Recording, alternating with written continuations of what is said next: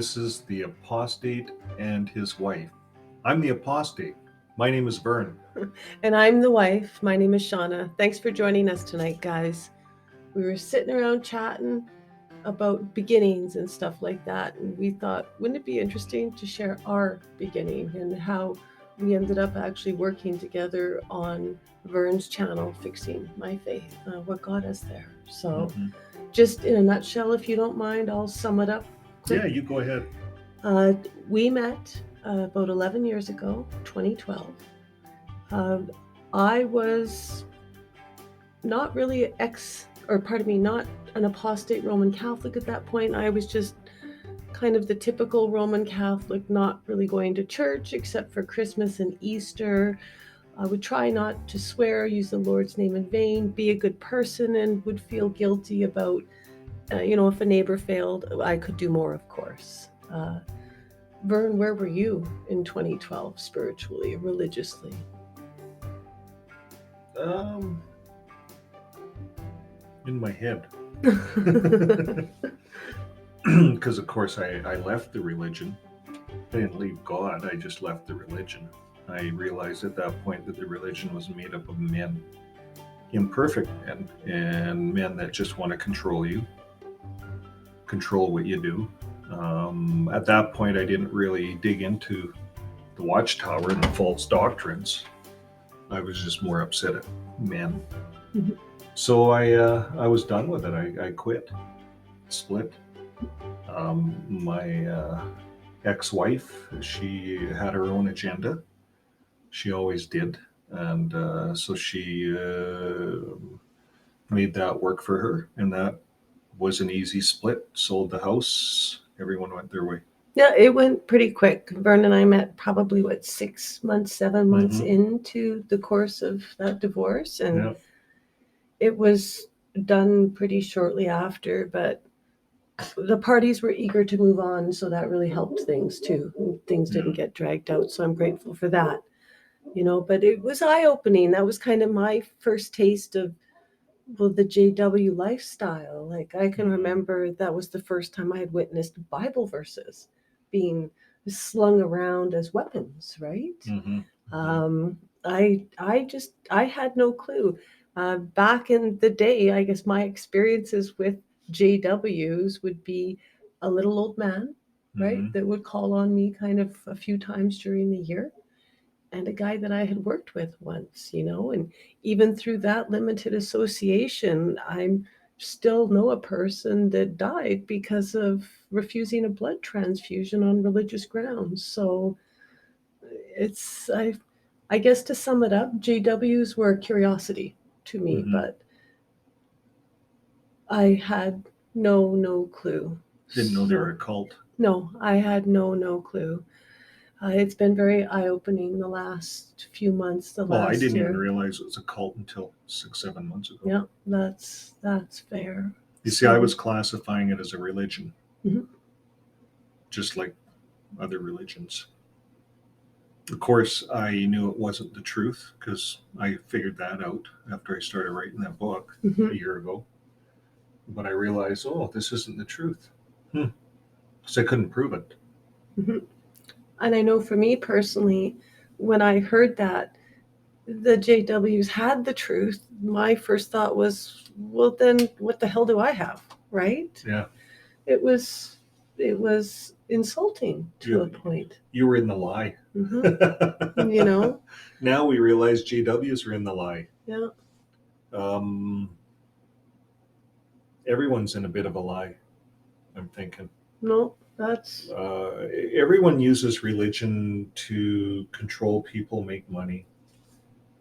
It's supposed to be to feed people spiritually. The governing body claims that's what they're there for, is to feed people, feed the flock spiritually. But they have so many rules. They're like the ancient Sadducees and Pharisees of Jesus' day. Same thing. They had all those rules. I compare the organization to that, to what Jesus condemned in his day. Turned over the money tables, went in with a whip, chased the money lenders out. And that's what the Watchtower is. They're a bunch of money-hungry sluts, just asking people every time they get for money. They never used to do that. Recently, like looking at these broadcasts, these guys are going broke. They're paying, they know they have thousands of child sex cases to pay out. Mm-hmm. And this organization is going to crumble. So when the lights turn off, all these Jehovah's Witnesses are going to be lost. They're going to say, "What the hell?" And it'll be all in the news. And they're gonna feel like they've just been lied to. They've been like the Catholic Church. They're gonna feel like us. We just got out a little earlier. And I think there's a lot of work to do coming up. I think this is just starting. I agree. It's you can tell there's still a lot of passion in your voice when you, as I say it, go off on them. But I agree. It's a little bit different for me though. Like I don't have the sense of betrayal as what you have fought with. I don't. No. You know, I was never presented with an altered Bible and told this is the truth. I was never, well, some people would say that a belief in God is a ridiculous thing, but I was never told to believe in ridiculous things like living forever. Is that correct? On earth. Yes, yeah. Living forever on earth. Like this, your awakening has been a major learning for me, but through it, I come to now identify myself as an apostate Roman Catholic because I don't believe in, they also teach their way is the right way. I was never preached that. Like I guess my priest wasn't all the way in or something, but I think the Catholics mellowed out. You look at like the early Catholics, they'd burn you at the stake if you were doing what we're doing today. Yeah. But modern day, everyone's relaxed except the JWs. They have not relaxed. No. They've gotten stricter. Rutherford wouldn't allow, he was against excommunication and shunning. We had covered that in a video. Mm-hmm. But yet today, they just love it. Nor brought it in later, but Rutherford didn't like it. Russell didn't have it. Well, even the excommunication versus shunning. When I was in my teens, I had committed a couple sins, like many teens do, major sins in the church, right? Mm-hmm. So I had to come to terms with dealing with God on that. My relationship has never been with 8 governing body or 10 governing body members as it is now. It was just directly with God. When I didn't go to the church, or technically wouldn't have been able to receive communion at that point because of my sin, I was never shunned by a community. You can still go to the church. Guess what? You can stand up and sing. You don't have to sit at the back. Mm-hmm. Did I get all those correct? Mm-hmm. Yeah. So it's just been. Check that one. Yes. It's just been a different experience. Mm-hmm. I get it. Yeah, I get it too. So notes taken. I worked with Mormons, and their experience was different. Mm-hmm. They seemed to be more at a gymnasium. They did a lot of sports, beach volleyball, things like that. And they were organized. They organized a lot of stuff for the kids. Building a gymnasium on the church really tells you that's a family center. But then when I was looking at charities, and the Mormons, the Seventh-day Adventists, none of them really do charities. The Catholics do a bit, like some of the homeless shelters. They showed up. Salvation Army in a few places, but mostly the food banks are your charities. The religions aren't charities anymore. No. They don't help people. The religions used to be set up in a community to help people. And it's a place anybody could go. Like, the olden days where there was a church in the community, and the church served a purpose, big purpose. Today, I think we're changing. We're in a different culture, we're in a different world. We don't need, the churches have become monsters in some cases. I think more like corporations. Yeah. Well, you haven't been a Jehovah's Witness. So dramatic. No, I don't disagree on some fronts, but again, I do believe that power is where power is given. I think it's fascinating, that whole reverence for the governing body. It's Baal. It's a form of Baal worship. We Yeah. talked about that. It's worshiping it's putting these men as gods. And isn't that what Baal worship is? Worshiping something else rather than the God in the sky, the God above. So if we're putting our reverence to the faithful slave, because only the faithful slave can offer you life, and if that's where all of our trust and hope and faith and reverence is put, we're worshiping them. They become our idol. And they presented themselves as idols. They're on TV, they're on the broadcasts. They love to be heard. Ever since they founded that religion, Russell loved to hear himself heard. Rutherford loved his voice, gave 45-minute prayers, and so did Noor. And then they went to a governing body. So now instead of one person, you have 8 people. Now we have 10. So, but yeah, it's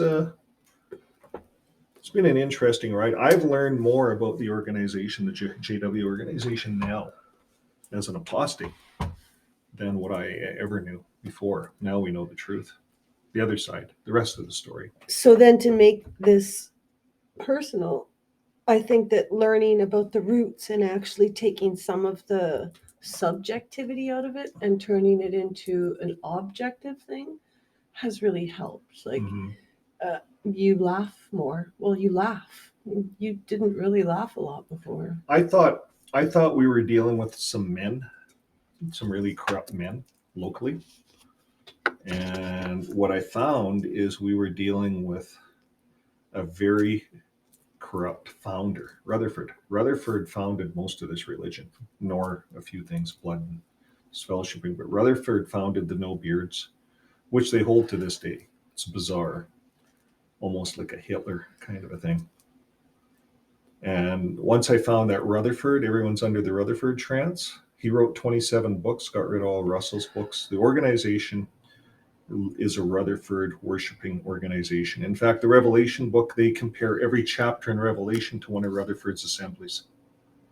And they parallel somehow Revelation to Rutherford's assemblies. This is how heavily indoctrinated Jehovah's Witnesses are into worshiping Rutherford, and they don't realize it. So that's why I come out saying we're all under the Rutherford trance. The Rutherford trance makes everyone dance to their own tune, bringing spiritual rune. That's the tune. Oh, I know. Here's inside information, people. For every YouTube video he makes, I hear the song like 100 times. So, yes. They haven't heard that one lately. No, not lately. But no, it's even through the poems and stuff you've done, like, who knew that you could do this stuff? Because I really believe, like, up until this last year, we just kept ourselves you kept us so busy because that's what you did for 30 years. You ran around doing stuff. Plus, if you never stopped, there wouldn't be time to think. Mm-hmm. You know? Seems like a Jehovah's Witness always wants to save the world. But you're not supposed to care about the world. Sorry, not you. No, but we want to save the world somehow. And it's built and programmed into our minds that we are part of it. And so we end up with this narcissism that builds up in ourselves, that we have the truth. And when we walk into an area where there's other people that we're dealing with that are non-JWs. Right, you can save them. We think we have the truth in our superior thinking. And you want to save the people. Well, we figure we have the ideologies to save them. Isn't that what a publishing JW is charged to do, is to go out and save the people? World. It's not the world, though. Well, save people. I digress, because I saw on YouTube a show pop up about toxic dumping at Watchtower Farm. So it's not save the world. It's save as many people. Yeah, they figure God's going to do it all. But I think the fact of it is, and this is why a lot of people are atheist, is because God's not going to do it. We are going to do it on this earth. It's up to us. No one's supposed to sit around and wait for the magic pill. That's not what the Bible says. It doesn't say to sit around and wait for God's magic pill, God's new system. So the watchtower will dump chemicals, they will hide things, they will lie, but they're all waiting, waiting, waiting. And it puts everyone in a waiting mode. And it's really harmful. It's really bad for humanity. It disconnects people, and it disconnects them from the communities, disconnects them from helping out where it's needed, from food banks and everything. And the watchtower becomes very rich financially, but they need to pay out all these lawsuits now. Oh yeah, I know. It does go on and on and on. But I do believe, since you brought it up, that it'll be paying out those suits that actually brings them down. That will change their business model. I mean, Now there's some disfellowshipping cases that are having to be paid out somehow, but I think that's against people, yeah. which will go against Watchtower. Well, disfellowshipping is just malicious. That is Belgium, your rules above God. People, wake up. in Belgium, that one case is 96,000 euro. Oh. What was that, like 127,000 Canadian or 37? It's like No, Canadian dollars, what, 1.5? it worked out to be 137. Oh. Yeah, it wasn't as much as the I dollars. figured. Everything's gone down. But no, and this is positive. That case that we found out of Quebec, the fact that Canada is looking, or not looking, the Supreme Court has said go ahead and proceed with the suit, which is huge. It's not a big thing up here, the class action suits at all. No, not in Canada. No. But little Canada, if they're going to go ahead with this, then we can be sure that all the other Commonwealth countries. Well, if there's a province here to do it, it's Quebec, and we won't digress into the history of that province. But let's just say that they're really good fighters. So Frenchmen. yeah, That's what I am. I really hope that the association realizes the fight that they have on their hands this time. So, man from Quebec. The Canadian Supreme Court does not like the Watchtower. Russell, when he started, came in and perjured himself in the Canadian courts. Yeah. So it's registered there for life. You can't undo that stuff. It's in the history books. I read it. Yeah. Oh yeah. Wikipedia. It sits as case law. So yeah. Russell perjured himself in the Canadian court. He said he spoke Greek. They got him in court and he couldn't speak a word of Greek. No, I know, but aren't we all bigger than what we say we are or think we are? Mm-hmm. So it's interesting. Mm-hmm. But the Canadian court system, I don't think they're going to put up with this. Well, they've already authorized a class action. Yep. So is this going to be the first class action? Well, it takes one successful one to open the door for others. So I know I've seen comments on your channel, and we have checked out that they are allowed to shun because it's religious freedoms. And but not discriminate. No, not discriminate. Or slander. No, that's liable. So that's a separate issue. But to make somebody, or try to make somebody feel so bad that they're going to undo what they want to do or whatever, it's very sad. I thought when a person graduated high school that was it. Mm-hmm. Turns out no. And I mean, no disrespect, but maybe I do. It's high schoolish. Let's not talk to so-and-so because they were smoking, right? That is disfellowshippable. Mm-hmm. Disfellowshippable. It's an offense.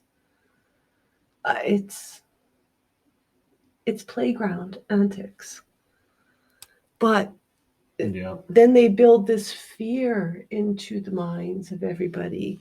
You've mentioned before to me, how long did it take you to actually look at the apostate websites? Well, like June, July. Yeah. We did all that writing. And then so Vern wrote his book during the first few months of last year. And then when we got to the end, he was aware that it was a cult. At that point, you had admitted it was a cult. And that was a major revelation. And it kind of opened the floodgates, I believe. So then when we were rereading the book together the first few times, things started dawning on me too, like, what is paradise earth? And I believe that's one where you looked in the Bible, but there was no reference to it, was it? No. Yeah. It's a jigsaw puzzle. Yeah. Torture stake. I didn't know that crosses were evil. I had no idea that they were supposed to be evil. Yeah, once they made the cross, well, they had to make the cross evil to make all religions evil, because all religions carry the cross. So it was an easy way of, and I don't know if that was Knorr, or I'll have to do some research on who brought that in. Yeah. But I think it was Rutherford, Knorr Rutherford. And it's one thing to choose to not celebrate a holiday, but it's a completely other thing to vilify or demonize them. I didn't realize that pagan was a dirty word. I thought it meant more of a time period. It was a time before these religions existed. That's what people were. They were also nomadic. Mm-hmm. Is that dirty? Like, I know. but these words have been twisted. They use words to make everything evil. Yes. Pagan, Gentiles they accept as them. Yes. But pagan would be non-Christian. Right. So they make everything pagan. Right. So it's just a classification. Yeah. It doesn't, does it actually say in the dictionary under pagan that pagan means like pre-Christian or not Christian? Well, actually, pagan Evil. came from the Jews. The Jew, if you were not a Jew, you were pagan. Right. It's a classification. We're all again. pagans unless we're Jews. Really. But, and I do realize that religion's corrupt, because when I was younger and exploring, that was when I first started discovering the things that the Catholic Church had done to like destroy Celtic history. Mm-hmm. You know, they took these beings that were sacred or godlike to, you know, these Irish people or on the island there, and they made them evil. Mm-hmm. They vilified them. So it's not like I didn't know that religions did this. But again, you showed me the other day where the Bible is missing sections. That silver Bible that you have is missing sections. That was new. We just learned that. Yeah. From this guy in Australia, but probably a lot of the apostates knew this already. Oh, I'm sure they're amazing. The 2013 edition, it's missing the last chapter. The last chapter of Mark is missing half of it. Yeah. Half of the whole chapter. And then John chapter 8, the first 11 verses is missing. And that's the most beautiful passage where Jesus and the prostitute and how everyone wanted to stone the prostitute, remember? Mm-hmm. And Jesus says, you guys are all sinners. Who's going to cast the first stone? And they all walked away. Mm-hmm. Like he made a lesson there for all of us. But Jehovah's Witnesses, the governing body in their wisdom, pulled Jesus' lesson out of the Bible. Why? Yeah. Now, sure, it was part of a later manuscript, but every other Bible keeps it in there. And if it's all inspired of God, who gives them the authority to pull that out of the Holy Bible and to teach people without it? Those were Jesus' words. So if we have to have faith that the Apostle Paul is from Christ, which I have a hard time with that one, but if I have to have faith, then I have to have faith that those passages in the Bible, even though they were inserted in 900 CE, should be there. Mm-hmm. Because just like Paul, Jesus appeared to Paul after Jesus died, and Constantine had a vision, put crosses on his shields and became Christian, and then the Bible got all the way through. If I have to have faith in that, then darn right, so I'm going to have faith that those verses should be there. And who gives those masked men at the watchtower the right to rip pages out? Because that's all they do. They're masked men. They don't identify anybody on their writing committee. No one's authorized. No one has a degree in Hebrew or Greek. They're just a bunch of window washers that read the Bible and figure this is the way it should be. Yeah. Well, and they'll rip pages out. Who needs a scholar? Come on. And I'm joking here, people. I do believe in science. So it's just amazing, the depth of everything, how these little teachings or being deceived can actually affect all these other facets, right? Like you tried to live as a devout. You were probably much more devout as a JW than I was as a Catholic, if that's a word that you'd use to describe. I don't think anybody's any more perfect than anybody. No. I wouldn't even say that. But you put hours in, right? Well, it doesn't matter. It just means I thought I don't know. I'm a little weird. I liked it a little bit. It was an escape. I had an ugly home life, and there was a lot of distrust and a lot of things happened that just blew me away. Mm-hmm. As I went through the religion, I couldn't believe it. From third generation, I married into a third generation witness family. It was just terrible, terrible. Like they don't even want to go out in service. Like, So this wasn't an upstanding. They weren't. I don't know. It's just, there's a lot of people, fringe JWs, Yeah. right? And it's funny. I came in. I was quite zealous. I was trying to auxiliary pioneer off and on, and even work full time. But I could do about 30 hours a month, every month, working full time. That was easy for me. But for her, she sometimes couldn't get an hour in a month. It's just, she'd go to movie theaters and things like that. And I just couldn't believe it. I had a hard time with it. And I thought, she was raised in it. She knew it. But it just boils down to, I think, and that's why I don't say any Jehovah's Witnesses are bad. I think there's a lot of good people in there trying really hard to please God. Mm-hmm. And I think some people are just raised in it. And why are they in it? Yeah. But they're in it because it's been like, you're raised a Catholic, you're raised a Protestant. Because that's what you're taught. A Hindu, you're raised a Muslim. Exactly. You're raised a JW. So you stick at, you go to, I had one buddy of mine, real good buddy. He says, I'm like a circuit overseer. I go to a meeting every 6 months. And he did. He'd go to a meeting once a month. Go to a meeting. He'd hand in some informal witness service time. An hour or two. Mm-hmm. Everyone can do that. You can fake some informal, and you can. He was a buddy of mine. He was actually pretty good informal witnesser. So I heard on the whole hour thing. I heard that they've actually reduced the hours. Does that give you the tingling at all to go back to the hall? Well, I just realized the game. This is a game, and there's management running things. New management, right? It's no longer Rutherford. Oh yes. Rutherford made pioneers put in 120 hours. Yeah. Coal porters probably put in a lot of hours. They rode those bikes around. Yes. We'll have to do a video on that, hours. But I think the new management realizes that no one's handing time in. Everyone's quitting, so they're trying to build a new zeal up. You see, if you can be a pioneer, you're a step up.